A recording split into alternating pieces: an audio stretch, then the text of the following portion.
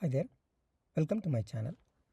In this video, I'm going to discuss about the solution to find a number that occurs only once in a given array. Let's look at the problem description. We are given a non-empty array of integer nums, and in that every element appears twice except only one number. So we have to find that single number. Okay, we must implement the solution with a linear runtime complexity and use only constant extra space. Let's take a look at the example one. So in this array, number 1 is occurring only once. So that's why the output is 1. In the case of example 2, the number 4 is present only once. So that's why the output is 4. In the example 3, 1 present only once. So the output is 1. The constraints for this problem are the length of the array is ranging from 1 to 30,000, and the values of each number will be ranging from minus 30,000 to plus 30,000.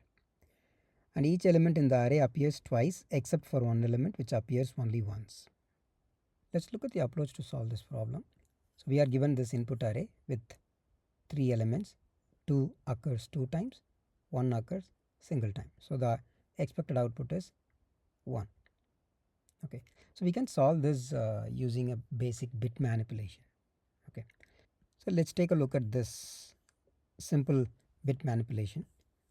Okay, first the result value is 2, and we are going to OR the second value n, which is 1. Okay, so the result is 3. So next, if you want to revert this odd value 1, we can do the exclusive OR operation on the result with the same value again. For example, here the value result is 3. So when we perform exclusive OR with that result with the value 1, we get 2. That is the original value. Okay, so this we are going to use this simple logic as we traverse the input array. Okay, we initialize the variable called single with value 0. Okay, and then we start traverse the input array. Whenever we see an element, we OR that value with the single variable if that element is not ORed already with this value. Otherwise, if the element is already ORed, then we revert that number from the single variable. We keep doing that until we process. Finally, the single variable contain the value of an element with the single value. So that's what I have written here. First we initialize the single variable to 0 and then traverse the nums array.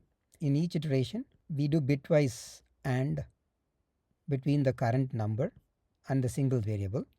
If that value is not equal to 0, that means that number is already ORed.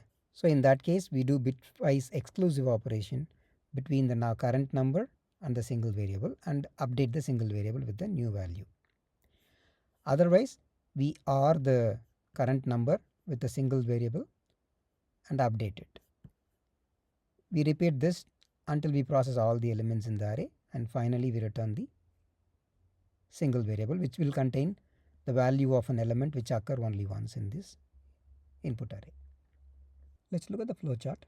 Input for this procedure is the nums integer array. First we initialize the single variable with value 0. Then we traverse the numbers in the input array in this loop.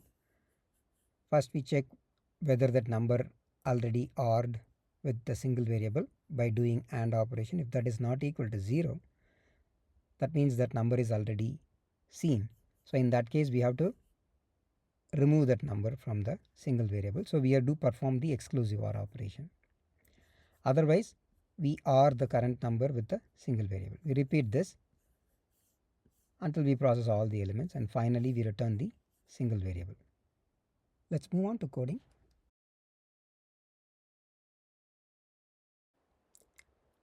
First I initialize the single variable with value 0,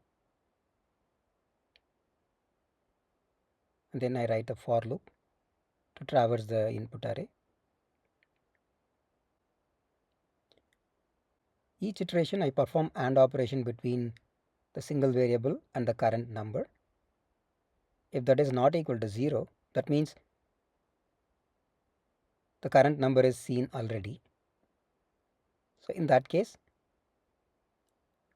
I do perform an exclusive OR operation between the single variable and the current number and update the single variable. Otherwise, this is the first time we are seeing that number, so I OR that number with a single variable.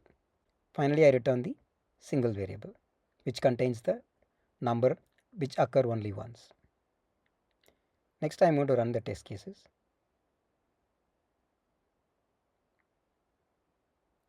All the tests passed.